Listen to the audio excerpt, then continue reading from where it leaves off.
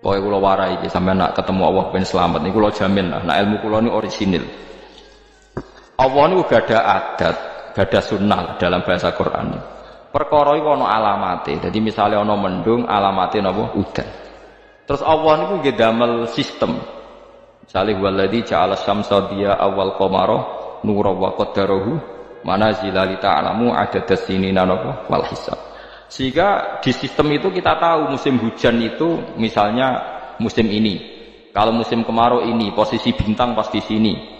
Sehingga wong Jawa sing goblok lah roh iki musim hujan, iki musim kemarau. Kalau ahli hisab, ahli astronomi ngerti kalau matahari di sini berarti musim ini, kalau matahari di sini musim ini. Begitu juga musim panas, musim gugur macam-macam. Itu kita tahu, itu sunnahnya Allah dan itu yang bikin Allah, kita tahu. Tapi sekali ada hujan kok kamu bilang begini. Wajar udan deres wong rendeng. Itu Allah tersinggung. Karena kamu nganggep udan itu jasane rendeng, ora jasane pangeran. Gak repot ngadepi pangeran. Ya memang begitu. Karena inginnya Allah manusia itu punya dua kecerdasan. Kecerdasan yang diciptakan nubuwah yaitu akidah dan kecerdasan yang diciptakan sains yaitu pengetahuan.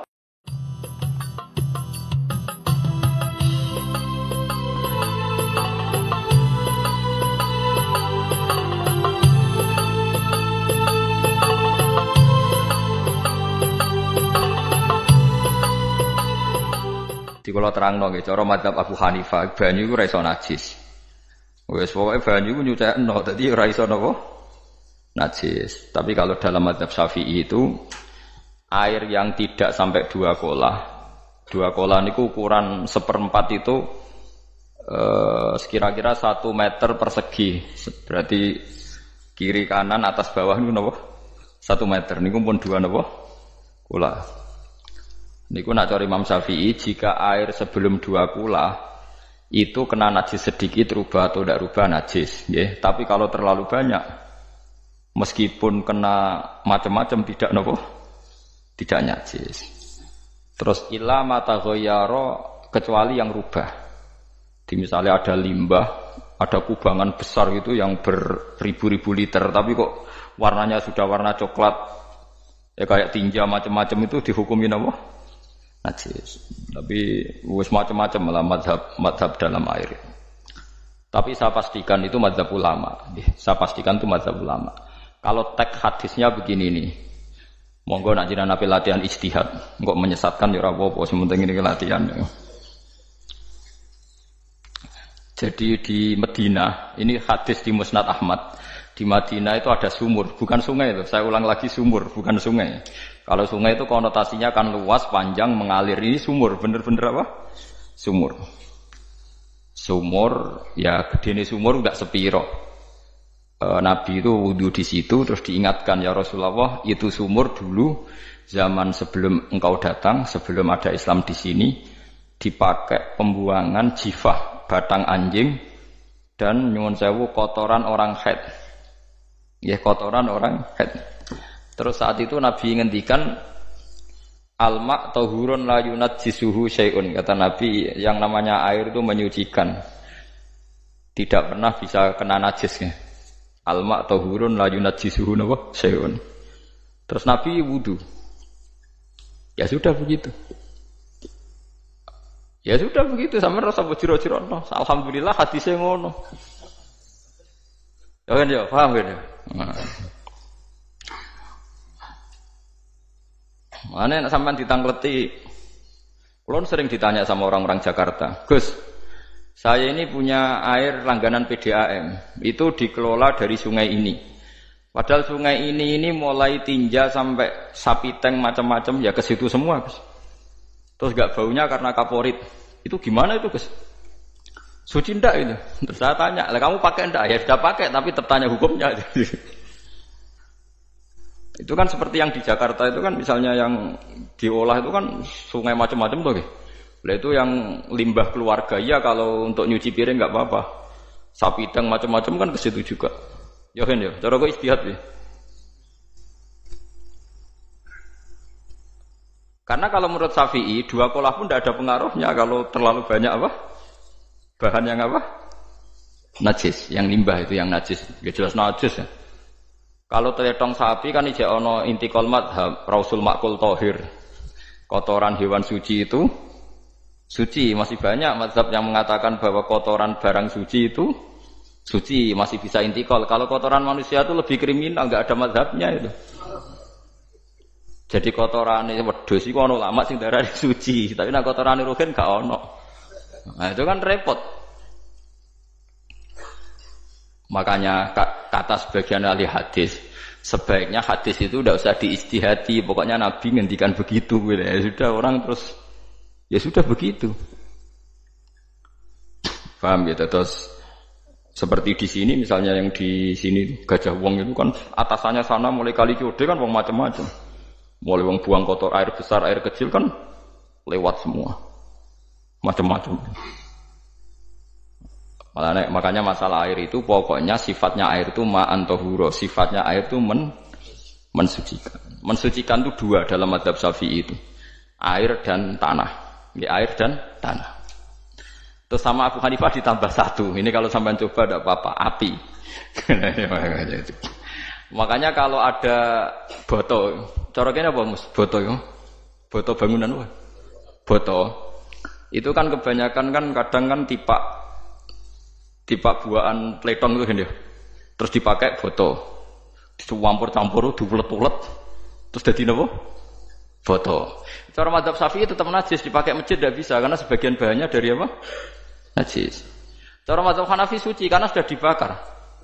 Karena api itu termasuk alat mensucikan. Alasannya Imam Abu Hanifah, orang yang fasik-fasik itu nanti disucikan pakai api neraka. Berarti api itu bagian dari alat mensucikan. Jadi misalnya Ruhin mau sholat dibakar, sholat suci itu. Karena api itu mensucikan. Buktinya orang-orang yang masuk neraka nanti sebelum masuk surga kalanya kan disucikan dengan api. Mana ada di neraka disucikan pakai air? Artinya kalau ada batu bata itu yang dipakai dari najis ya kemudian dibakar, itu berarti cara mazhab Hanafi suci. Alhamdulillah itu. Jadi kita bikin masjid nyaman karena bahannya dianggap apa? Suci. Lewat apa? Lewat apa? Api tadi dia dibakar. Tapi yang ngeri ya. Nggih. Ben sampean ngerti mazhab gitu. Terus saya memang tak niati setiap saya ngaji entah 1 2 tak sisipkan hukum fikih karena fikih ini yang kita alami keseharian. Nggih, fikih ini yang kita alami napa? Keseharian. Makanya saya minta teks hadis tadi jangan rubah. Pokoknya ada sumur loh tidak sungai. Sumur itu kan airnya tenang, tidak ngalir. Nyatanya Rasulullah sudah dilapuri. Ini batang-batang anjing dan bekas orang-orang haid, kotoran haid itu dibuang di situ ya Rasulullah. Terus Nabi menjawab, alma la yunajjis alma utahurun la yunajjisuhu syai'un. Terus orang-orang Syafi'iyah mentahmilkan dalam bahasa ijtihad itu dianggap itu mungkin sumurnya terlalu besar dan airnya terlalu apa? Banyak sehingga kotoran-kotoran itu tidak merubah warna. Tapi kata yang lain-lain masa yang bener aja gitu, masa banyu diam dimasuki kotoran gitu tidak nopo rubah. Nah itu ya itulah ijtihad. Ijtihad itu ya. Ijtihad itu guyonannya kan gitu. Pendapat saya benar mungkin salah, pendapat Anda salah mungkin apa? Benar. Karena ya sama-sama mirip-mirip itu untuk menganalisis itu. Yang jelas Allah mensifati air itu ma'an tahura, bahwa air itu punya sifat dasar mensucikan. Wah nek cara kula niku asal tidak terlalu ketok najis ngoten niku kaya PDAM ngoten niku enggak ambu taek terus gak ambu apa nek suci ngoten mawon. Tapi kan asal usulnya di sana najis gini. Asal usul bareng kok repot. Kula sering dibantai tiang-tiang sing terlalu napa was-was. Tapi jelas saya tahu sendiri. Sapi teng itu ngalir ke sungai gini-gini saya tahu sendiri. Jadi tak jawab, saya juga tahu sendiri dari langit itu langsung air turun.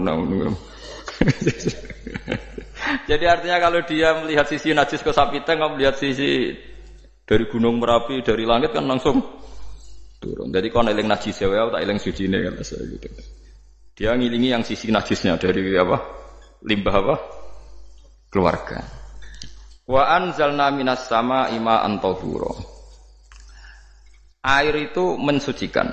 Nah, terus kedua masalah fikih yang saya jelaskan di sini, tahur itu sifat mubalaghah dalam madhab selain Syafi'i. Saya ulang lagi ya. Kula warai lugat ke. Kalau orang biasa terima kasih disebut syakir, disebut apa? Syakir. Kalau terlalu banyak terima kasih disebut apa? Syakur.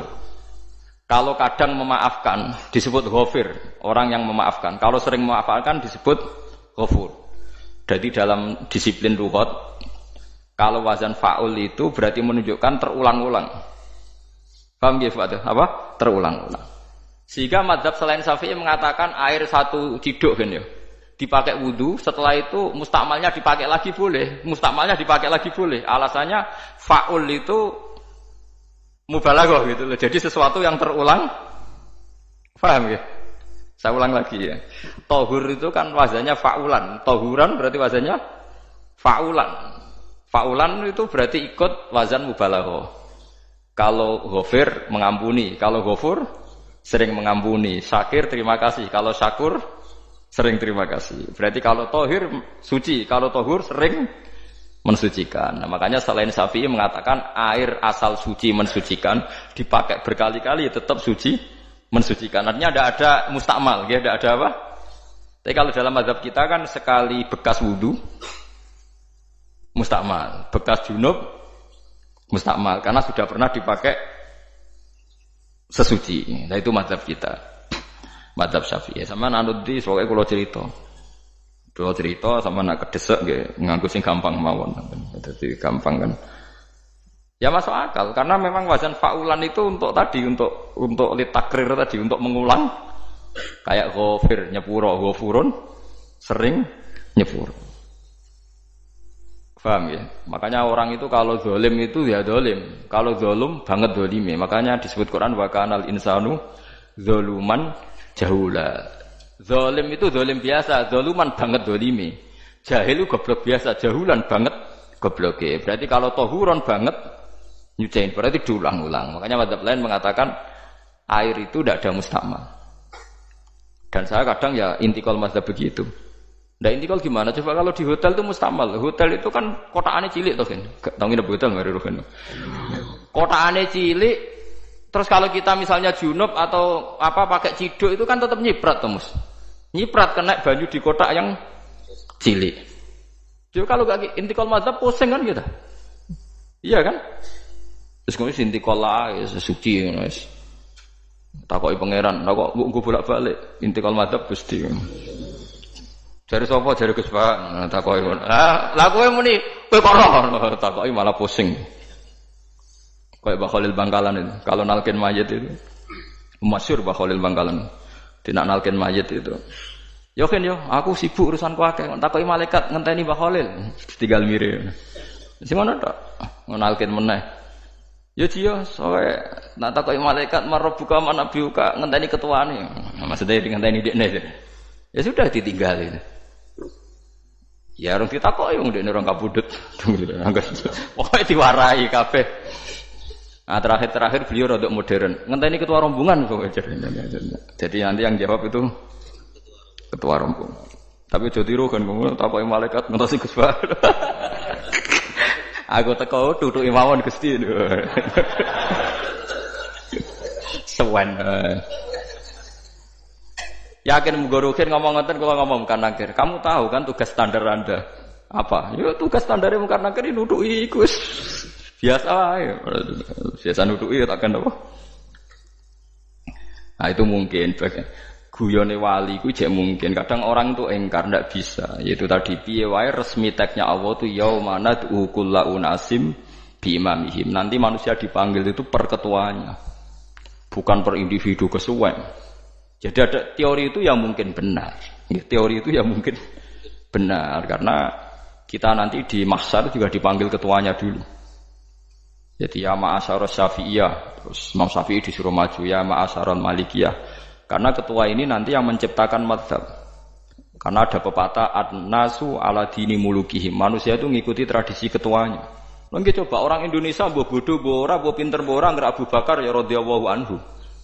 Coba kalau tradisinya Syiah, mungkin Abu Bakar laknatullah alaihi kan gitu. Ya kita tidak tahu, tahu-tahu begitu. Akhirnya kita ketiban apik karena menghormati apa? Sahabat. Artinya ketua itu penting, menciptakan suasana ketua itu Penting coba kalau tanpa ketua, mungkin kita tidak punya tradisi, makanya dipanggil itu ketuanya. Paham? Makanya sampean milih ketua itu yang benar.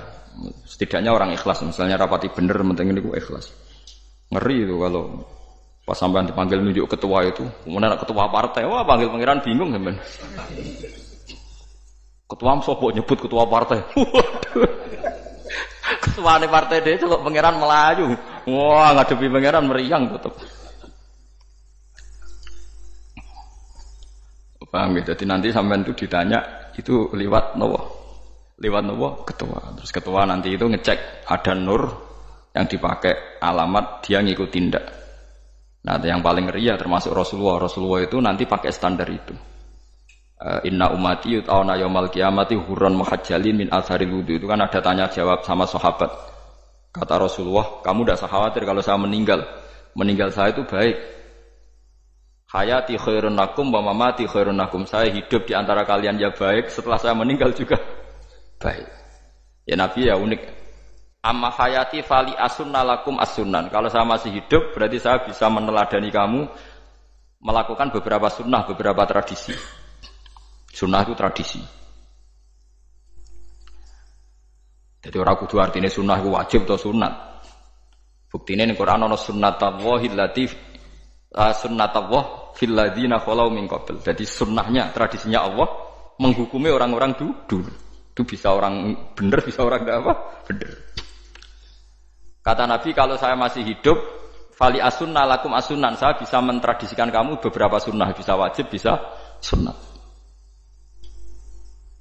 Wa amma wafati ya khairun lakum. Kalau saya sudah meninggal nanti juga bagus. Mergo aku nak SK pundhut jare Nabi aku jejer pangeran. Dadi nak roh kowe apik saya muji Allah, nak roh kowe elek langsung saya minta ampunan kepada Allah.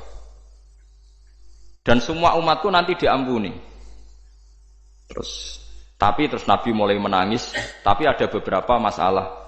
Ketika orang-orang itu ternyata umatku, mau saya ajak ke surga, kata Tuhan, kata Allah, innahum qad ahdatsu ba'dak. Mereka ini bikin aturan aneh-aneh setelah kamu Muhammad. Terus Pak aku suhkon ya sudah kalau gitu tak tinggal ke surga, tidak ikut masuk surga. Nah kemudian ulama berdebat ahdatsu itu apa?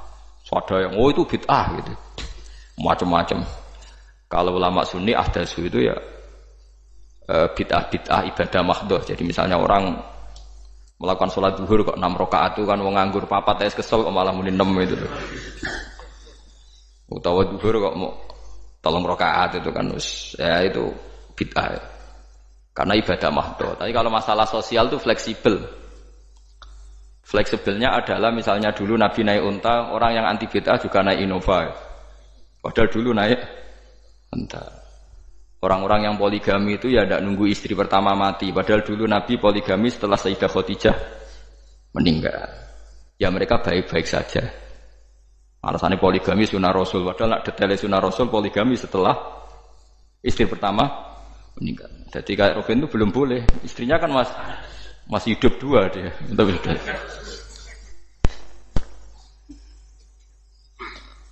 Nah, bahkan artinya kalau sampean memaksakan gitu, sampean kalau nggak percaya saya bacakan ayat. Wal khoila wal bihola wal hamira litarkabuha wazina. Kamu bisa naik kuda, naik onta, naik himar. Setelah kamu naik dan kamu tenang di atas punggungnya, litastawu ala zuhuri, tsumma tazkuru ni'mata rabbikum idza stawaitum 'alaihi wa taqulu subhanalladzi sakhkhara lana hadza ma kunna lahu mukrim. Artinya ketika kita naik onta zaman dulu dan tagnya memang onta, itu terus kamu baca subhanalladzi sakhkhara lana hadza. Apakah sekarang kesunatan baca itu kalau yang ditumpai onta, sehingga kalau yang naik Innova tidak usah baca itu gitu. Wah, aku numpakku ora onta kok, dadi ora usah maca subhanalladzi wa sakhkhara lana. Dhisik Nabi maca iku mergo numpake onta. Ya ngajak goblok bareng to, mosok umat tepuk kanthi begitu itu. Makanya sensitif, bakas bid'ah ndak itu sensitif, tidak usah dibahas, biasa saja. Nek senak ra cocok ya diem aja. Sudah, sebenarnya ra cocok kalau sampai ngelakoni tapi tidak usah komentar karena jelimet. Saya pernah ditelepon orang, dimaki-maki. Orang Sidoarjo. Padahal wong Jawa Timur, ya aneh. Kan ada orang matur Rasulullah namanya Abdullah bin Amr. Ya Rasulullah, saya ini kuat puasa terus. Kata Nabi, jangan puasa 1 bulan 3 hari saja itu sama dengan 1 bulan penuh, karena 1 puasa sama dengan 10. Masih balelo terus termasuk menyangkut Quran. Ya Rasulullah, saya ini tiap hari khatam Quran, jangan 1 bulan sekali saja baru khatam. Enggak ya Rasulullah, saya ini ingin sering khataman. Ya sudah kalau gitu seminggu sekali, sab'a layal. Saya lebih kuat ya Rasulullah, 3 hari. 3 hari saja khatam sekali. Iqra'hu fi salasin, kata Nabi. Ya Rasulullah, saya lebih kuat ketimbang itu. Tidak ada yang lebih baik ketimbang itu, kata Nabi. Kemudian orang itu anti semaan, karena semaan itu kan 1 hari khatam. Paham ya? Maksudnya hadis tadi yang di Bukhari dipakai dalil anti apa? Semaan, karena semaan itu 1 hari apa? Khatam.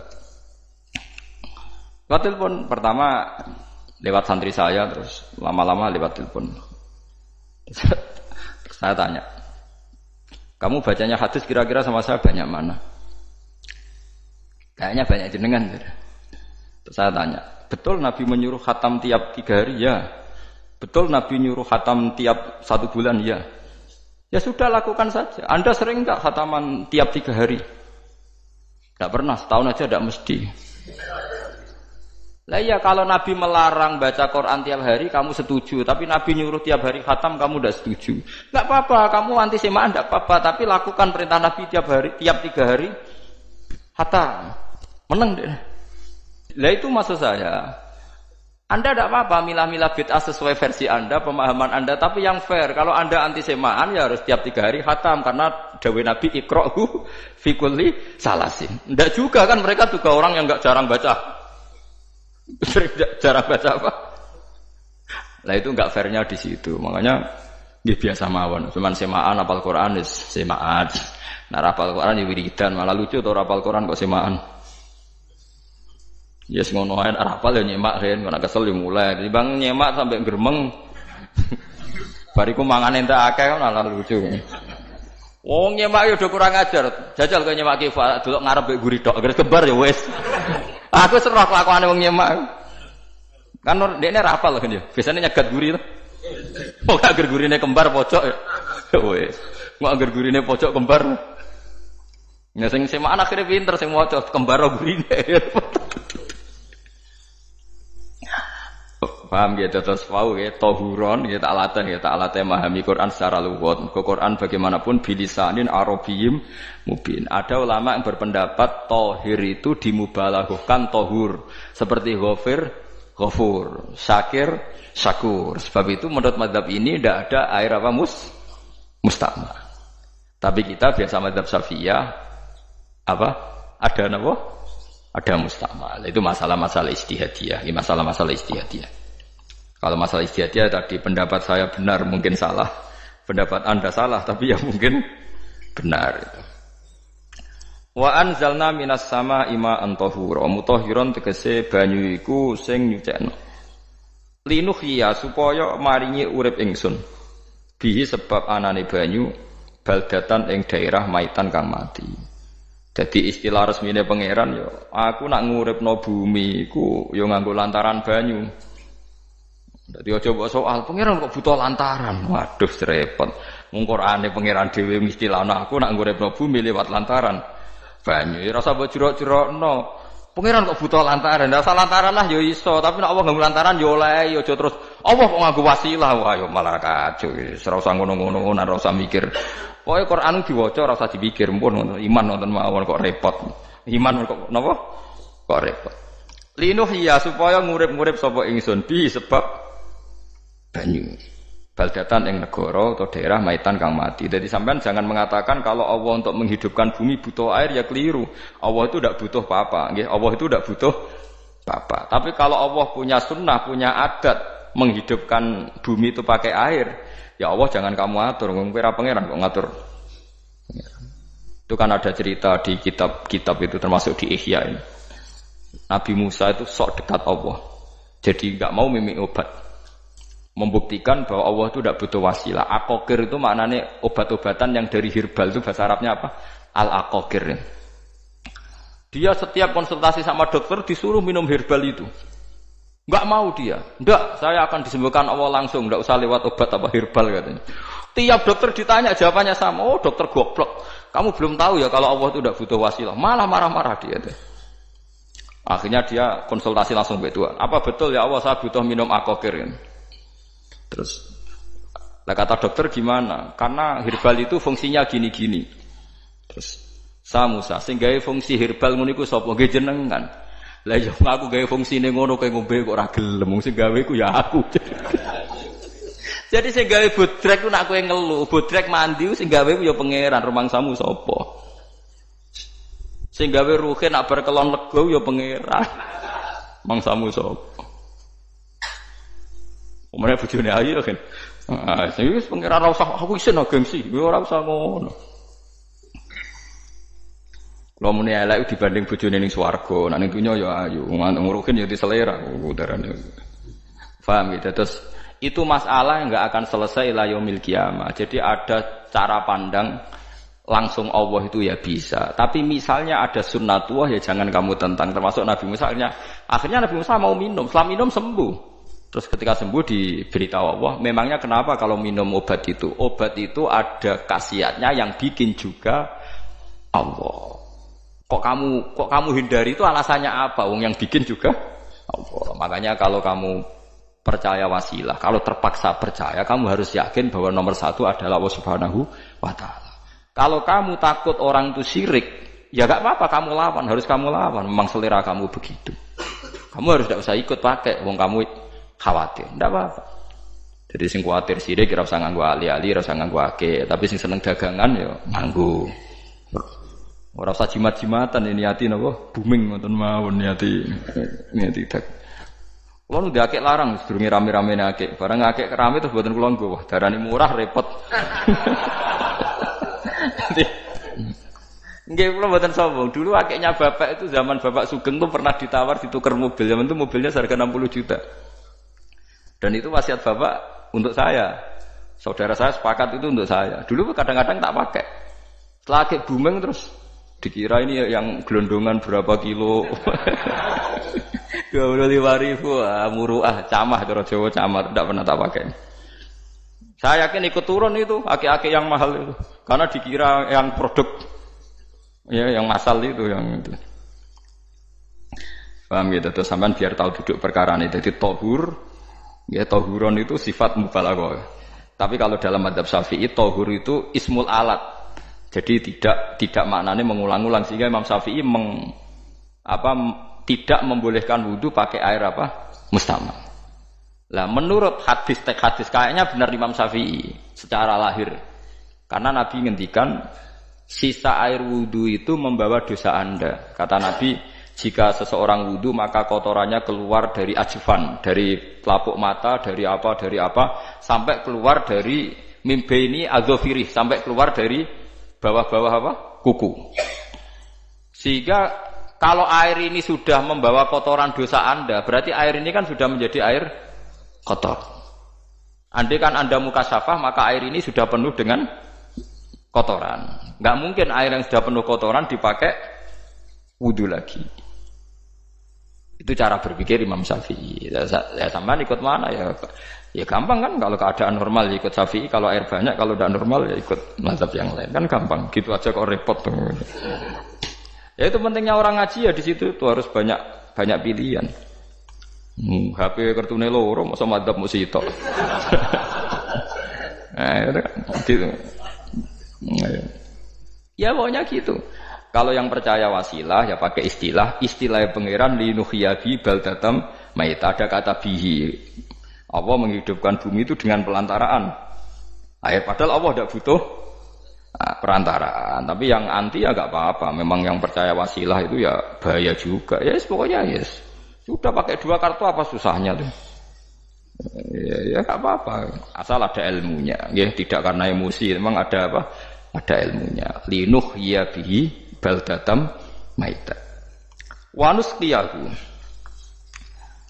Lan nyirami ingsun yastawi podo baldatam maita bitakhfif lan takhfif maita, maksudnya buatan maita tapi napa maita. Yastawi podo fi ing dalam dawa maitan apa al-mudzakkar muannas lan muannas. Zakarahu mudzakkarna sapa Allah taala hu ing dawa maitan bi tibaril makani kelawan diitung tempat. Mesti maitan. Wanus kiyahu niku masalah nahwu. Lan nyiramno ingsun hu ing banyu ilma ategese banyu mimma sing perkara kholakna kang wis gawe ingsun. Ingsun gawe siraman aman ing pira-pira raja kaya kewan ibilan tegese unta wa bakaronan sapi wa namanan wedhus wa anasi lan pira-pira manusa kafiron kang akeh. Iki unike Quran, kadang kewan mbek manusa iku dibakas dhisik kewane. Engko nek ndelok dosa mbek ora ya apik kewan. Tapi nek ndelok diakal mbek ora ya apik manusa, tapi nek didelok manusa mbek kewan iku dosa ndi? Dosa manusa. Mulane nek salat istisqa iku kesunatane gawa kewan.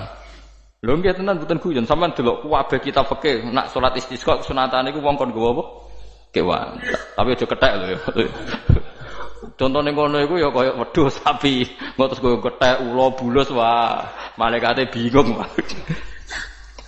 Maksudnya kewan tapi aja bulus, kethek ula. Mulane teng daerah mriku, teng daerah sarang nate kekeringan. Barang kekeringan tiang salat istiqo ono sing go sapi, go wedhus. Delalah bar salat istiqo iku udan. Tapi kula seneng mbek kiai ini. Pas udan kiai ini ngendikan itu. Kowe aja GR nak udane krana kuwi ya krana sapi mbek wedhus iku. Mergo ora duwe dosa, mergo ora duwe apa? Dosa. Lah yaitu agama. Agama itu kita ta'abudi. Wong kita jare makhluk paling terhormat. Tapi nyatane nak istisqa butuh bantuan kewan. Itu kesunatan istisqa ngoten to. Tem mriki ngoten mboten. Do nuntun wedhus to. Napa? Mboten sing tek teng kitab-kitab Pak Sami to. Kan nggo kewan kan? Gitu. Tapi ya soal kewan kok iso mbayakno. Wah, lah nek wong pasar ngasem mbok gawa mulai ular kobra macam-macam malah repot. Ndak ini menunjukkan nggih karena manusia iku akeh dosane. Mulane jemben teng ora-ora mahsyar iku manusa ra kepengin apa kewan ra kepengin dadi manusa tapi manusa kepengin dadi kewan. Makanya nanti ketika ngadepi hisab gak kuat wa yaqulul kafiru ya laitani kuntu napa turaba. Mesti kuntu turaba ya Allah saya jadikan kewan sing di akhir segalanya didhawuhi Allah kuni turaban. Kamu sekarang cukup jadi turab. Intine manusa sampeyan teng ora-ora masaru bayangno kaya kewan sing akhir hayate muk didadekno napa lemah. Nah, kadang-kadang manusa itu dalam siklus ini apik kewan malah didhisikno mimma khalaqna napa an-aman riyen ya. Kalau dilihat dari dosa ndaknya, kalau dilihat dari manusia makhluk terhormat macam-macam ya apik manusa. Wa anasiya lan pira-pira manusa kathiron kang akeh jamu insan ente lafat anasi jamu lafat insan. Wa asluhu ta aslina lafat insan iku anasinu. Wa faudilat moko digendi apa anunun digendi ya aning ya. Wa timat antene isopno fiha ing dalem ya apa ing dalem ya apa al ya ya. Maksudnya ya sing sangka nun diidghamno be ya asli. Au jamu insin di jamu lafat insin. Walaqad sarrafna lan teman-teman molak-malik ingsun to mutar-muter ingsun. Hu ing ma'il ma'atik sebanya bainahum antarane wong akeh liat zakaru supaya gelem eling sapa ngakeh. Asluhu ya tazakkaru. Niki kok usum nahwu le utimat ya gamno apa ata fi dzalik ing dalam dal wa fi qiraatin liat kuru bi sukuni dzal wa dhammil kaf. Liat kuru nikmat Allah ing nikmat Allah taala bihi klan ma fa aba mongko moh sapa aksarun nasi sapa akeh manusa moh ila kufuron kecuali mungkiri ning nikmat juhudan tegese mungkiri ning nikmat ngingkari ning nikmati maring nikmat haitsu qalu sekirane ngucap sapa ngakeh mutirna binau ikada mutirna den kei udan kita binau ikada sebab posisi perbintangan iki supaya kula warai iki sampeyan nak ketemu Allah ben selamat niku kula jamin lah nak ilmu kula ni orisinil Allah niku gadah adat gadah sunnah lah dalam bahasa Quran ini. Perkara iku ana alamate. Dadi misale ana mendung alamate napa udan. Terus Allah niku nggih damel sistem. Misale waladzi ja'ala syamsa diya awal qamara nura wa qaddarahu manazila li ta'lamu adadas sinina napa wal hisab. Sehingga di sistem itu kita tahu musim hujan itu misalnya musim ini. Kalau musim kemarau ini posisi bintang pas di sini. Sehingga wong Jawa sing goblok lah roh iki musim hujan iki musim kemarau. Kalau ahli hisab, ahli astronomi ngerti kalau matahari di sini berarti musim ini, kalau matahari di sini musim ini. Begitu juga musim panas, musim gugur macam-macam. Itu kita tahu, itu sunnahnya Allah dan itu yang bikin Allah, kita tahu. Tapi sekali ada hujan kok kamu bilang begini, wajar udan deres wong rendeng. Itu Allah tersinggung. Karena kamu nganggep udan itu jasane rendeng, ora jasane pangeran. Gak repot ngadepi pangeran. Ya memang begitu. Karena inginnya Allah manusia itu punya dua kecerdasan. Kecerdasan yang diciptakan nubuwah yaitu akidah dan kecerdasan yang diciptakan sains yaitu pengetahuan. Itu inginnya Allah. Jika menyangkut hisab dan ru'yah yang diperdebatkan oleh Muhammadiyah itu sebetulnya juga masalah sepele. Masalah sepele itu begini. Siapa sih yang mungkiri hisab? Wong hisab itu ya nasib pangeran li ta'lamu adadasinina wal hisab. Siapa sih yang mungkiri ru'yah? Wong ru'yah itu hadisnya sahih. Yasumu li ru'yati wa aftiru li ru'yati. Fa in humma 'alaikum fa akmilu iddata Sa'ban salasina yauman. Jika kamu ragu ya ikmal. Ikmal itu menjadi 30 hari. Sekarang sampean saya tanya, ikmal 30 hari itu dari hisab apa ru'yah? Hisab kan namanya ikmal itu pakai saiki wis 29 nak pengen ikmal 30. Lho ikmal itu ru'yah ta hisab? Hisab. Jadi apa susahnya sih pakai dua ilmu itu? Tapi sekarang jadi politik identitas. Pokoknya kalau ru'yah itu NU, kalau hisab itu Muhammadiyah. Terus dijak goblok bareng kan gitu. Mulane susah jadi ulama itu. Mergo dijak goblok nih. Ya sama seperti kunut ndak kunut. Saya Muhammadiyah itu lahir tahun 1912, NU 1926. Orang tahu semua sebelum itu zaman Madzhabul Arba'ah Abu Hanifah itu ndak kunut, Imam Syafi'i kunut. Terus kamu bilang Syafi'i NU, Abu Hanifah Muhammadiyah. Memangnya Imam Syafi'i tahu Rois Am? Jadi kita yang ulama itu biasa saja karena melihat Imam Syafi'i itu kunut, Abu Hanifah tidak kunut. Tahu-tahu sekarang jadi politik identitas kalau kunut itu NU, tidak kunut Muhammadiyah. Memangnya Imam Syafi'i tahu dadi Rois Am ning PBNU sing liwat ahwa kan mboten ate. Jadi kalau ulama itu lebih sederhana cara berpikir. Ya sudah, hisab itu ya ilmunya Allah, ruya ya ilmunya Allah. Jadi misalnya dagang dihitung, kalau dihitung itu rasional berarti sain. Kalau tidak dihitung kok berarti jenenge kejutan ya enggak, kita pernah ngalami semua. Kita pernah ngalami dua-duanya kan. Dihitung ya pernah laba, kejutan ya pernah. Musim sulit dagang rugi ya biasa, kecengklok rugi kebodhon biasa sama pernah. Anggap aja kalau rutin namanya sain sesuai hitungan pengetahuan. Kalau model ngono kejutannya selesai kan. Kok dibenturkan? Kejutan sama rutin itu absolut mana? Akurat mana? Ya ngajak goblok bareng. Paham ki biasa mawon wong sing seneng ilmu itu ben biasa roh iku roh donya ben. Ya ben biasa. Nah sekarang itu usum, anti ilmu itu usum. Yang usum sekarang itu politik nopo identitas. Soalnya batik wong Yogyo, wah batik nasional berarti orang batik wong Indonesia, anak batik ra wong Indonesia. Jadi batik nopo pakaian nopo nasional. Ya wong golek hadis nganti ngelu kesunatan ibadah nggo klambi putih. Ora ana kesunatan ibadah nggo klambi nopo batik. Tapi nak kowe wong alim ben diarani klambi putih gak wajib, kudu kadang-kadang nganggo batik, nggo nunjukno nak nganggo putih iku. Saya tuh seingat saya belum pernah ngaji gak pakai baju putih. Karena pikiranku sering ditanya, "Gus kowe wong alim ora tau joban." Nak joban koyo wong Arab. Nak batik kesane kok ora sunah Rasul seneng putih, setengah-tengah nganggo hem putih wis sunah Rasul tapi tetep Indonesia. Wis tak pikir, lalu kira mikir nganggo batik. Tapi itu tadi, saya masih husnudzon. Jika jadi tren nganggo klambi hem putih dianggap wajib, harus ada yang pakai batik untuk menunjukkan kalau ndak wajib. Lah mungkin dia termasuk begitu melok. Makome dekne iku wis nglurusno. Itu ndak tahu saya kalau. Oh itu berarti sudah tinggi, kelasnya sudah tinggi. Jadi menurut saya tengah-tengah ya pakai hem putih kalau sholat. Tengah-tengahnya adalah nak jubah terlalu Arab. Nak batik be Nabi ngendikan kesunatane ibadah itu pakai putih. Nganggo mori kok wong mati ya sudah hem, ya sudah tengah-tengah. Menurut saya, sama ndak harus ikut saya. Tapi jika itu dianggap wajib, kadang-kadang jangan pakai putih. Seperti Jabir bin Abdullah itu terang-terangan, sama tak ceritani. Dulu ketika Jabir bin Abdullah sahabat yang terkenal itu Jabir itu termasuk minas sabiqin al-awwalin itu. Jabir itu sholat di masjid itu bajunya dicopot. Terus sarongan itu dicancang di gulu. Kayak wong kuno-kuno. Sarongan sitok dicancang di gulu. Bawa baju diletakkan di sokor masjid. Setelah itu orang tabiin melihat dia secara sinis. Tabiin itu generasi setelah sahabat. Marah-marah ketika dimaki, masa engkau sahabatnya Nabi sholat bisa bin wahid pakai baju satu dicancang bisa. Terus Jabir mulai cerita, kamu jangan bilang pakai serban itu sunat, kamu jangan bilang pakai jubah sunat. Bagaimanapun menjadi sunat karena kamu punya, sehingga kamu bilang sunat karena kamu punya. Dulu kita zaman Rasulullah masih hidup, kita semua itu tidak punya baju, punyanya satu. Sehingga Nabi tidak berani mensunatkan pakai baju dua, kesunatan serban, karena kita hanya punya pakai baju satu. Kita harus mikir bagaimanapun di antara kesunatan itu karena kita mampu. Setelah tidak mampu, tidak ada sunat. Terus Jabir mulai marah-marah, termasuk yang diceritakan.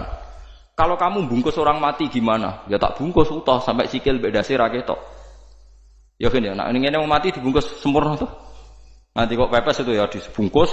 Terus bariku lagi dibuka raine ya mus, sing mudin-mudin rai ya. Terus Jabir cerita, cara kowe wajib ta ora dari Jabir? Nggih wajib. Ya wajib mergo iso. Terus dia cerita, dulu Sayyid Hamzah dulu bapak saya Abdullah Jabir bin Abdullah. Itu saking enggak adanya baju. Itu nak ditutup sirahe mbek sarong, mboten kafan. Iku ketok sikile. Nak ditutup sikile ketok sirah. Akhirnya do matur Kanjeng Nabi kon nutupi sirah waj'al ala rijlihi sayan min idkhirin. Akhirnya sing sikile ditutup suket. Saking gak anane baju. Kowe saiki Islam wis jaya kecangkeman sithik-sithik muni sunat kok dimaki-maki mbek Jabir. Wis meneng jar. Terus terakhir ngendikan ngene. Aku nglakoni iki liyaronil ahmak misluk. Pancen tak jarak aku salat ngene iki bento-bento kowe ben roh. Nak dhisik jarak Islam ngene iki ya. Liyaroni al-ahmak misluk. Ahmak itu bento sing level tinggi, medium. Itu ulama betul, ya begitu. Saiki wong Islam jek tuku kurma gampang, sithik-sithik buka kurma, sunah Rasul mergo nganggo kurma. Ya perkarane ki kelar tuku. Zaman kene Gunung Kidul melarat nganggo apa? Aneh-aneh itu. Makanya di fikih jelas, nek iso kurma, nek iso asal manis, nek iso asal gak nyolong titik wis. Kok cek repot ya hukum. Bagaimanapun kue kecangkeman muni sunan mergo mampu. Zaman kira mampu orang muni ngono padahal hukum itu dhisik-dhisik. Hukum itu baru apa sudah kemarin-kemarin? Wis meneng ae. Kula ge sering, ngger kula kan kiai, ngerbut poso sering sowan kathah. Kadang sing sowan luwih mlete timbang kula. Gus kurma Gus, nggo apa? Nggih sunah Gus. Ah sunah mbahmu pangan kue.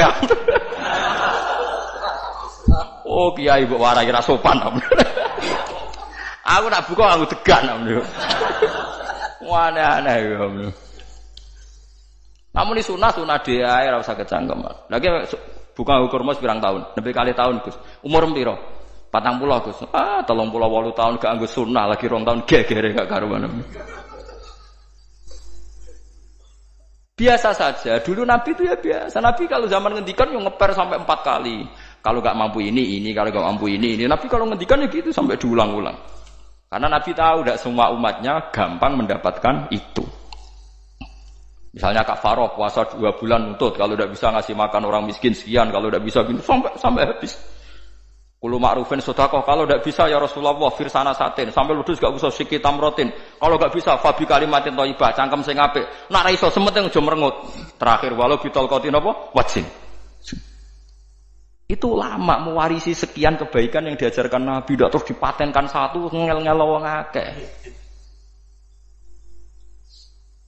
Kono apa ngekek kurma kok khutbah bareng sumpah. Wes pangan dhewe entekno. Ya ana sing sabar, wis kula tobat ke semun mboten ngomong-ngomong ngono ya. Ya biasa saja kalau ingin sunah-sunah biasa saja. Dawe Nabi wal qasda tabluhu, kamu itu yang biasa saja. Biasa itu ya standar saja. Ya biasa. Jadi Nabi dulu kalau melakukan sunnah itu biasa. Sunnatun sanaha Rasulullah sallallahu alaihi wasallam. Ini sunnah yang dilakukan Nabi. Tapi di luar yang azimah. Azimah itu yang wajib atau fardhu ain itu sahabat biasa. Karena bagaimanapun kita bisa begini karena mampu. Seperti Jabir tadi, orang bisa sholat pakai serban, pakai jubah karena mampu. Zaman Nabi awal Islam. Sama lihat Bilal, nak ada nak belodor gitu tuh. Sama lihat film Umar atau film-film Bilal. Itu memang nyata dulu itu la yajidu ahaduna illa thawban wahidan. Tidak ada yang kecuali punya baju apa? Sama dulu film-film, mulai versi seneng kitab sampai versi film itu sama. Bilal nak adzan ya blodor, ora adzan di blodor gak sopan. Oh, memang ya duwene klambi mok sitok iku. Adlok ceritane Sa'labah, bar salat salam langsung melayu. Berkali-kali agar bersalam melayu. Jebule apa genta kae? Ya Sa'labah bersolat ora witir melayu kenapa? Maksudnya takoki ya Rasulullah, takoki Nabi. Sa'labah kata sahabat-sahabat kowe nak salat bar mulai langsung melayu. Ya Rasulullah, kami kula namung setunggal, istri saya di rumah aja utuh. Yo saking tidak adanya baju. Oh, saiki nang sunatno kon. Ya begitu. Makanya ketika Sayyidina Umar idza ausa Allah fa ausiu. Nanti kalau sudah jembar ya jembar. Nak lagi ruwet ya ruwet. Ya sudah biasa saja. Paham ya? Jadi kalau suwun misalnya malah yudraku kullu, la yudraku napa kullu. Kalau tidak bisa semua jangan sama sekali. Jadi misalnya kita tidak bisa jubahan, tidak bisa serbanan mergo ora wong Arab. Supaya saya ndak keriting jubahan kok tonggo ya guyu. Paham nggih? Wong aneh ngono. Kemudian ana ora kaji kok jubahan malah digugat wong akeh. Ya sudah pakai hem putih saja. Yang penting dua semangat sunnah putihnya misalnya. Ya tengah-tengah gitu. Tapi kalau kira-kira dianggap wajib ya ganti badik kayak Ruhin itu. Itu makomnya sudah itu tadi sudah tinggi sekali. Ya Nabi itu kan misalnya Nabi nyifati rambut yang baik itu yang lurus ngombak gitu. Sifatnya Dajjal itu keriting. Tapi kalau yang keriting ya enggak apa-apa. Bukan berarti wah keriting mirip Dajjal janda gitu. Ya itu kan Allah menunjukkan kekuasaan. Nanti kalau Allah bikin lurus semua dikira enggak mampu bikin yang keriting, ya sudah dibikinlah yang keriting. Ya sudah gitu biasa saja buatan berlebihan. Paham gitu. Jadi Nabi itu kalau ngendikan seingat saya ini hafal banyak hadis. Kalau ngendikan tuh sampai berkali-kali. Itu tadi mulai kalau sedekah pakai ini, kalau ndak mau ini sampai mulai firsana satin sambil wedhus ijek larang walau bisiki tamro separone kurma masih kadang ndak mampu fabi kalimatin thayyibah enggak mampu lagi ya soalnya tak sedekah walau bitol qati wajin sedekahlah meskipun dengan ceria. Itu sirinya kenapa saya ngaji guyon karena paling ndak ceria itu happy. Coba kalau saya ngaji merengut menang terus ketok nyesal terus sing ngaji kan mikir Gus bak kurang apa kita ngaji ku ana sing kurang. Oh, terus yang kedunya nafsir wah paling kurang sangune. Wah jadi repot. Mulane kula ngeten wis tak pikir, mang sampun tak pikir. Guyon kula mek sampean nangis mbon ndi ganjaran akeh ndi. Mergo guyon kula bi ilmen nangis sampean mikir utang. Jadi terakhir sedekah talqati wajhin, wajah yang ceria, yang happy. Kowe iki happy kan yo seneng, paling gak mikir nasibe kan. Kiai iku happy ben wis. Jajal misalnya kayak kiai kok rogan sumpeng maca kukar-kukur bariku angok bariku kukur-kukur meneh kan wong mikir wayahe tanggale bayar apa piye kredite waduh apa wayahe ditarik sepeda motor kan orang terus menafsirkan macam-macam sing elek sing wong alim le nafsiri paling tertipe ra iso wah paling elek ya nek wong alim kan ana ukur-ukur mesti nek sing suudon kan paling macane bingung terkipe ngono. Ya macam-macam lah sesuai asumsi napa. Jadi kula suwun sama nak dadi kiai nak ra iso sedekah macamnya terakhir ceria. Mergo Nabi ngendikane terakhir tasaddaku walau bitolqati wajhin. Bersedekahlah meskipun dengan keceriaan napa muka atau wajah. Namun kalau itu Nabi diulang-ulang. Jadi kalau ngendikan tuh diulang-ulang.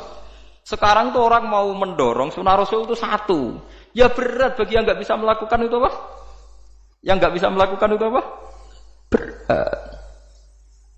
Jadi dibacalah hadis itu dibaca utuh.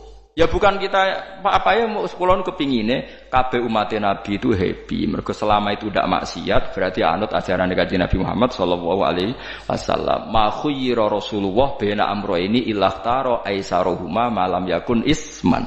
Rasulullah itu tidak pernah disuruh milih dua hal yang berbeda kecuali milih yang paling gampang. Asal itu tidak barang dosa. Itu hadis muttafaq alaih. Ma khayyira Rasulullah baina amrayni ilakhtara napa aisaruhuma malam yakun napa isman. Jadi Nabi itu tidak disuruh milih dua hal, mesti milih yang paling gampang asal tidak nopo dosa. Makanya Nabi kalau ditanya, ya Rasulullah sampean nanti tawaf pakai unta apa enggak? Kesel ndi? Nggak kesel melaku, ya naik unta saja. Makanya Nabi kalau tawaf dulu pakai apa? Unta. Terus saya mulai Arab Saudi PG MRT berkoordinasi Nabi unta, terus saya nganggo apa? Kereta lingkar. Sekarang baru diperdebatkan. Cek kurang ajar itu sebenarnya no tamu spesial, misalnya pejabat negara, sebenarnya atau tawaf numpak kereta muter. Diarani rasa dhisik Nabi numpak unta, diarani sah cek kurang ajar ning dhuwur. Terus sampai angop-angop terus tawaf. Sampean muni sah ta ora ya, jujur. Muni rasa Nabi dhisik tawaf. Ngagem uta muni sah kok kurang ajare. Wah, misale numpak kereta asenan mbek anggap sithik-sithik sebeng 7. Kurang ajar juga. Saat ini lebih diperdebatkan, tapi ya mbok wis bakas ngono ben ngerti hukum sampean ben ora anak kiai iku bingung ulama yo mikir hukum iku ketok ceria kula sampean ora bingung ora ceria fa aba mongko sapa aksarun nasi sapa akeh manusa mo ila kufuron kecuali ngafirin nikmate Allah juhudan tegese ingkar li nikmati maring nikmat haitsu qalu sekirane ngucap sapa kufar mutir nabi nawi kada mutir nadien kaeringi udan kita binawi kada sebab posisi bintang sing ngene iki. Walau syi'na la ba'atna fi kulli qaryatin nadhira. Walau syi'na umpama ngersakno ingsun Allah la ba'atna yektine nugasno ingsun utawa ngutus ingsun fi kulli qaryatin. Ing dalam saben-saben daerah desa nadhiron ing wong sing ngelingno. Umpama Allah ngersakno kabeh desa ya nabi, tapi kok kakek nabi malah repot kan. Yukhawifu kang ngekeki peringatan sapa nabi ahlaha ing penduduk Qaryah. Walakin ba'asnaka tetapi ini ngutus ingsun ka ing sira Muhammad ila ahli qura maring kabeh penduduk kuliah sekabehane ahli qura nadhiran khalidati nadhir khalidati nabi liya'zuma supaya gedhe apa ajruka ganjaran sira. Tapi kabeh nabi niku nggih pokoke Allah mampu mawon tiap desa dikei nabi, tapi Allah ndak melakukan itu, cukup nabi sitok terus kabeh iku nanut Nabi Muhammad sallallahu alaihi wasallam. Mulane ana guyonan wong Arab wong Jawa apik endi? Apik wong Jawa. Wong Arab iku cara obat iku dosis tinggi, mulane dikirimi nabi. Wong Jawa cukup mudin, cukup kiai wis Islam. Dadi rapati salah lah. Penyakitnya ringan, jadi diobati kiai iku wis dadi iman. Nah wong Arab kudu napa? Nabi. Berarti penyakit berat mbek ringan nabi endi? Nabi ringan, mulane jare kiai Jawa kita apik wong Jawa Gus mbek wong Arab. Mergo ora butuh napa? Nabi. Berarti dosisnya kan kecil ya, rendah. Sauni-unimu. Wong bingung, ngono kok omongane wong napa? Bingung. Lha opo nganalisis ngono barang. Ya wong nganggur iku repot wis. Fala tuti mongko aja nurut sira al kafirina ing pira-pira wong kafir fi hawahum ing dalam hawa nafsune kafirin. Dadi kaya aja anut wong kafir ning menyangkut hawa nafsu. Tapi nek menyangkut kebaikan wong kafir sing kita kadang kalah baik dalam hal sosial. Ya malah Allah kadang melehno kita, mereka kok kalah mbek wong kafir. Nggih misale ngeten iki, makanya Imam Suyuti nafsiri fala tutil kafirin ai fi hawahum. Dalam hal yang bersifat hawa napa? Nafsu. Misalnya begini, saya contohkan Allah melehno wong mukmin. Ada sahabat ketika perang itu tangannya terputus, kakinya juga terputus. Terus matur Rasulullah, ya Rasulullah gara-gara perang derekno engkau, saya tangannya putus, kaki saya putus. Ternyata tidak diapresiasi sama Allah, malah disalahkan. Gini kok Allah terus nurono ayat iyam saskum korhun faqad masal qoma korhum misluh. Jika Anda luka karena perang, orang kafir pun luka. Wong kafir wong gento wae wani luka demi kekafiran, kok kuwe wong Islam jare demi Allah ora wani luka. Jika masyhur di kalangan para ulama, nanti setiap kebaikan itu dibandingkan kezaliman. Ya saya ulang lagi, nanti setiap kebaikan itu dibandingkan kezaliman. Misalnya kita jadi kiai ora enak, ora gaji tetap, setepak-tepakan, kadang untuk duit, kadang ora. Enak jadi PNS, gajinya tetap. Nanti kita disalahkan Tuhan. Pedagang narkoba itu gajinya juga enggak tetap. Risikonya tinggi, ditangkap polisi, hukumannya mati, itu saja berani. Kowe nyai dirimo ngono ra wani. Kowe tahajud kanyeben, bengi-bengi tangi tahajud kanyeben. Tukang maling ayam bengi-bengi tangi nyolong. Risikonya tinggi ya anyep wani. Jadi nanti kowe di depan Tuhan dimaki-maki, kesalehan kita akan dibandingkan kezaliman. Lan ana wong saleh diutangi dhuwit ora oleh medhit, sebenarnya dibandingno. Maling utang-utangan, wong saleh ora utang-utangan. Ya memang begitu. Nah itu yang dimaksud ayat intakunu ta'lamuna fa innahum ya'lamuna kama ta'lamun wa tarjuna minallah ma la yarjun. Jika kamu merasa sakit karena berjuang demi agama, orang-orang zalim juga sakit karena kezalimannya. Toh mereka berat. Coba jadi kiai bandar narkoba resikonya tinggi mana coba? Resiko jadi bandar narkoba, antar geng narkoba juga musuhan, takut ditangkap polisi. Jadi kiai paling ono kasut sithik-sithik. Paling wong ngrasani, kiai sawene ngomong tok ora iso nglakoni paling gitu. Padha kiai ini paling hasud. Ya sithik-sithik lah, paling seret. Kalau bandar narkoba gak cocok nembak. Karena rivalitas mereka ekstrim. Sehingga kalau sampean cemen jadi kiai nanti ya diingatkan Allah dibandingkan orang apa? Zalim. Jadi eling-eling ya. Terus semua kesalahan kita, loyalitas kita pada agama nanti dibandingkan orang zalim karena mereka loyal sama pekerjaannya, sama kezalimannya. Enggak terus preman-preman nak belani konco wani mati. Kadang kiai santri belani kiai ini rapati wani mati. Wis repot preman-preman nak tobat wis repot. Kula niku rada nyesal mek tobaté preman. Nah ana preman teng perapatan tobat. Niku terus ning masjid, men itikaf terus mbek wong sopan. Niku ora pas sajane. Nah tobat itu tetep ning perapatan. Sing dhisik ganggu wong disingkirno. Jadi ku tobat tenan sehingga dhisik perapatan sing gawat dadi gak gawat. Mergo sing preman gawat diganti preman sing lunak. Ora terus ning masjid ya sing iki tetep diganti generasine ngono. Mestine maksudnya mesti ora kok terus elek mboten mestine tobaté ngoten niku. Sayyidina Umar itu dulu itu menakut-nakuti orang Islam. Angger ana ndekne wong Islam wedi kabeh. Terus Abu Bakar ya wedi kabeh wedi. Suatu saat Rasulullah mlaku-mlaku ngerti Umar gulut ning ukat, menangan. Kata Rasulullah andikan yang Islam itu hebat Islam. Hanya Rasulullah berdoa wa ma'izal Islam fi Umar. Akhirnya Umar masuk Islam. Hari Kamis masuk Islamnya. Wis kira tau mikir to sak dinane kula roh sak dinane dungane Kamis masuk Islam Jumat. Ning omahe adike ning gone IP-ne. Mergo diwacana Quran surat Toha. Barang Islam metuki Nabi, mohon walhasil bar Islam teng Zaid bin Arqam ning bene Nabi terus langsung marani omahe Abu Jahal ora terus ning masjid menenge mboten langsung marani Abu Jahal. Angger ki ganggu Nabi tak pateni. Bariku marani Abu Jahal, aku saiki wis Islam iki ganggu Nabi tak pateni. Gentenan wong kafir sing dherik. Paham nggih? Dadi enak maksudnya. Lah misalnya terus Umar dadi sopan santun terus ketemu wong dilo, ketemu Abu Lahab monggo derek akhir. Wah.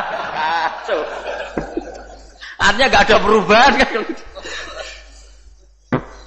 Lan Ruhin mantan preman mboten kok tobaté ning kene ora roh. Mboten harus kiai dene. Mestine ngoten.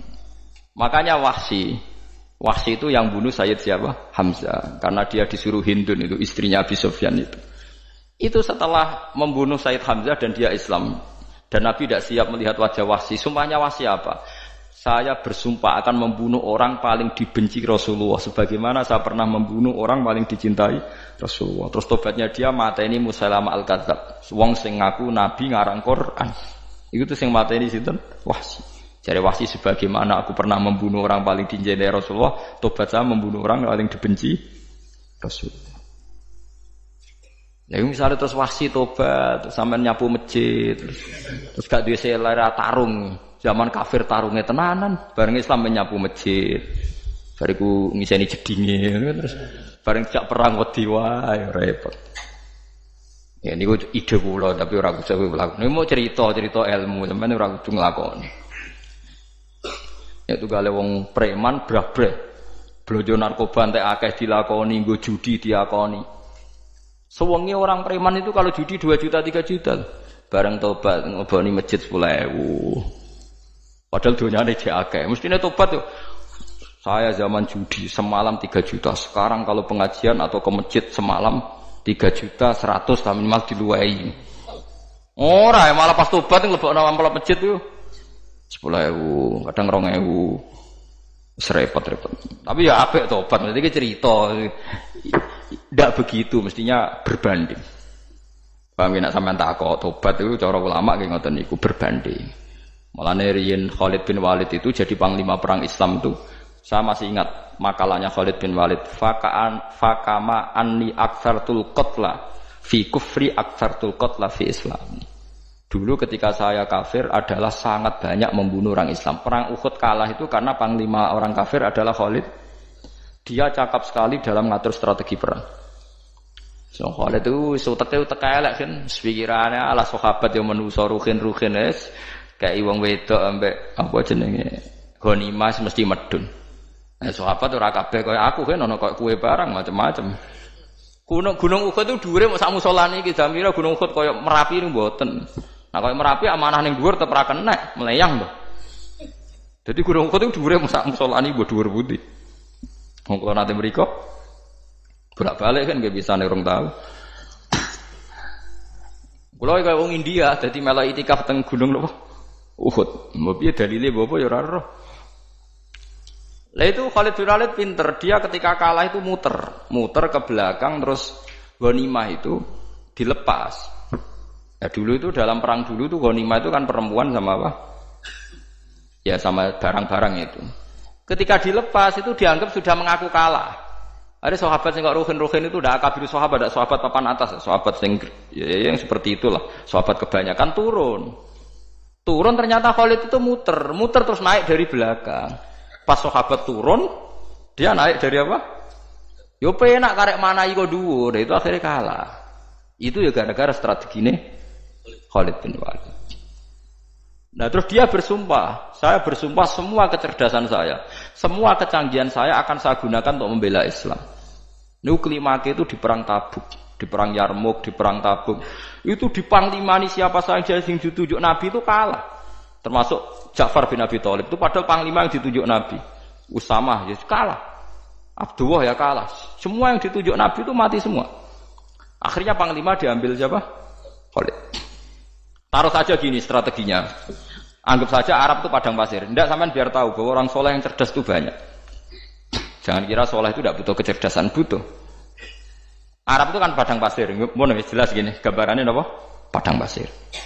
Itu kalau perang itu kan taruh saja orang Islam itu 3.000 musuhnya 10.000. Memang kejadiannya gitu 3.000 musuh 10.000. Itu kan berbanding berapa itu? 30 ya? 1 banding 3 ya?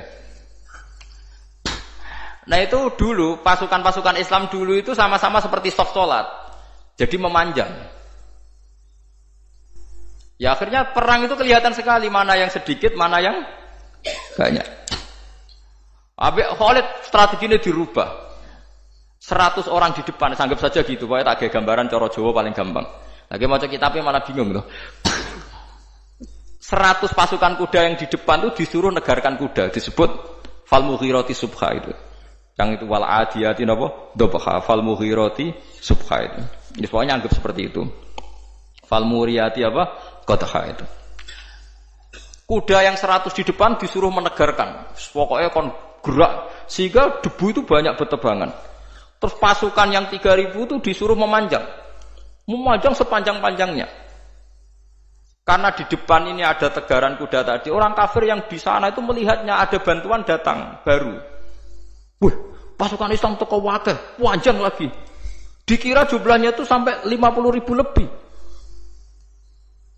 Paham sih kalau maksudnya? Jika wong kafir melaju perkara ini tidak mungkin kita tandingi. Orang Islam dapat bantuan baru padahal ya wonge podo. Mau baris tok dirubah. Nah misalnya sing mimpin Mustafa sembah jare mati ya syahid, ya mati kabeh wong Islam. Nah itu artinya dia masih ingat betul. Saya dulu pernah menggunakan kecerdasan yang sama untuk mengalahkan umat Islam. Saya bersumpah kecerdasan yang sama akan saya gunakan untuk memenangkan Islam. Lalu coba bayang nonton ane padang pasir 3.000 orang, yang 100 di depan negarno kuda supaya pandangan tidak begitu jelas. Terus yang belakangnya memanjang dari jauh kan kelihatan pasukan dapat bantuan baru. Padahal ya orangnya sama. Akhirnya orang kafir merasa wah nggak imbang. Kita ada imbang karena orang Islam dapat bantuan. Terus menang perang itu. Lah itu tobat bener gitu loh. Orang kok pas kafir cerdas, buareng Islam tobat nyapu masjid. Kayak sebariku ngaji ngantuk.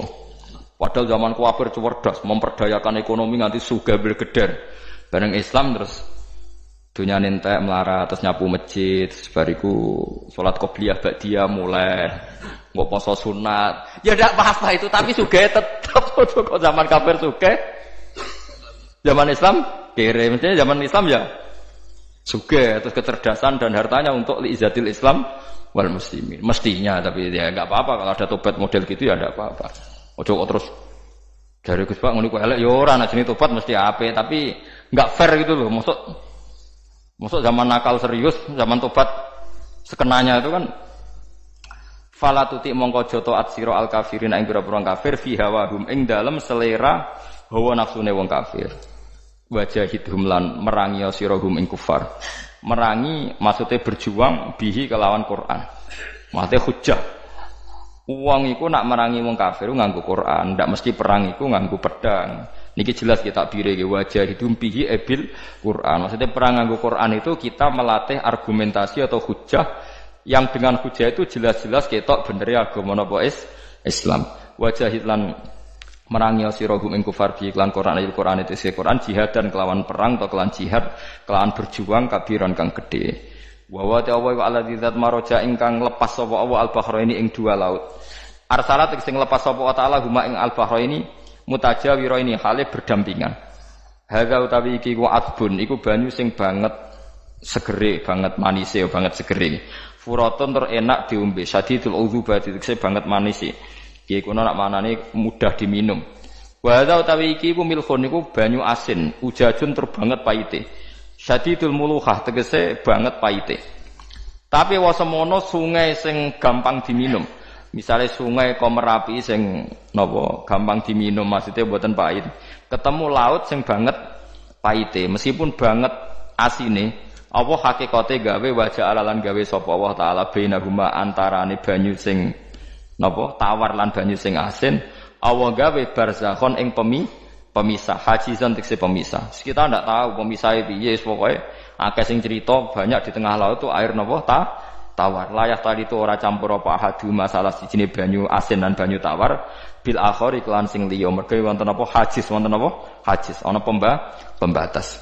Wa hijron lan tegese pembatas mahjuron kang iso nglindungi. Sitron tegese tutup. Mamnu'an kang iso den cegah bi sebab anane sitru.